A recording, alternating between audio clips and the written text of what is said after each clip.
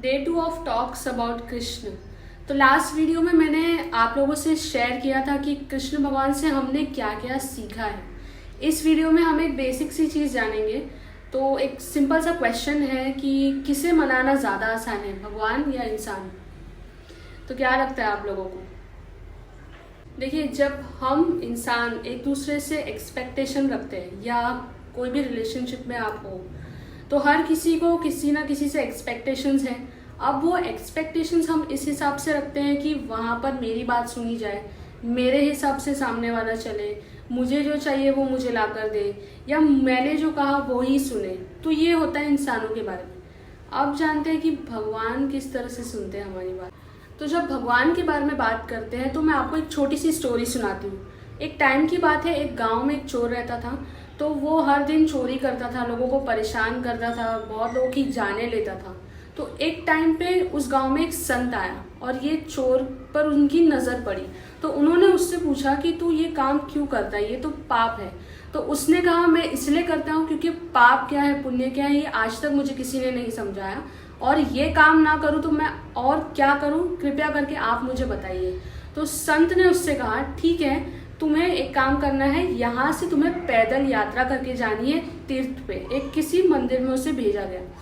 पर संत ने उसे ये कहा कि तुम्हें एक चीज़ का खास करके ध्यान रखना है कि इस यात्रा के समय तुम्हें वो पाप फिर से नहीं करना है जो तुमने आज तक किया। तो संत महाराज ने उसे खास करके ये समझाया था कि आज तक तुमने जो भी पाप किए हैं, लोगों को परेशान किया, लोगों की जानें ली है, ये चीज़ तुम्हें इस तीर्थ यात्रा के दौरान नहीं करनी है। अगर तुम ऐसा करते हो तो तुम्हारी यात्रा असफल हो जाएगी।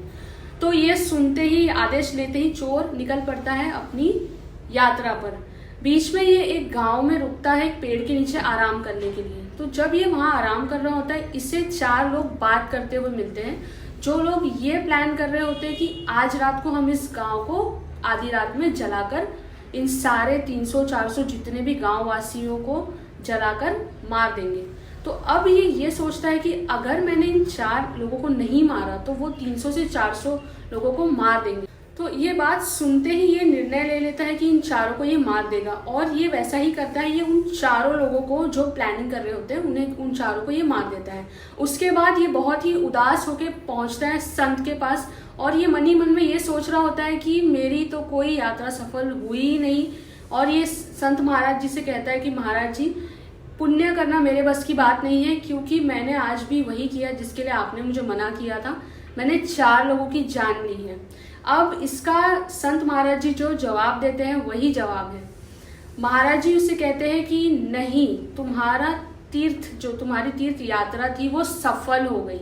तो अब ये जो व्यक्ति है ये सोचने लगता है कि ऐसा कैसे हो सकता है। संत महाराज के ये कहते ही वो एकदम शॉक हो जाता है। वो सोचता है कि कैसे हो सकता है ऐसा। तभी संत महाराज जी से जवाब देते हुए ये समझाते हैं कि जब तुम पहले लोगों की जाने लेते थे, पहले जब तुम गलत काम करते थे, तब तुम्हारा इंटेंशन क्या था उसके पीछे?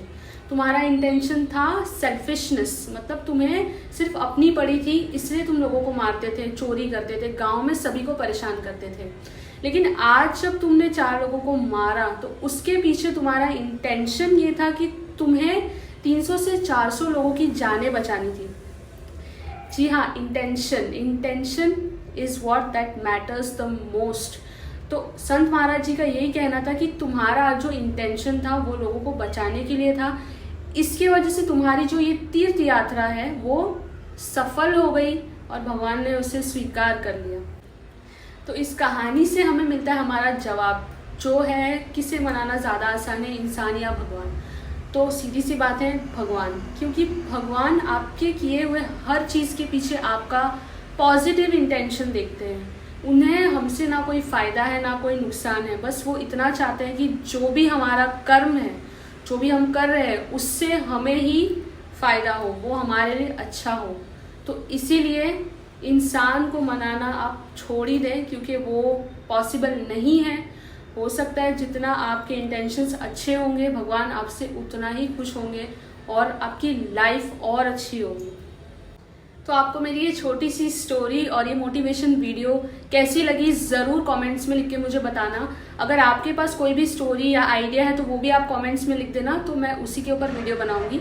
And thank you so much to follow, like, share and subscribe to my page your Sarathi.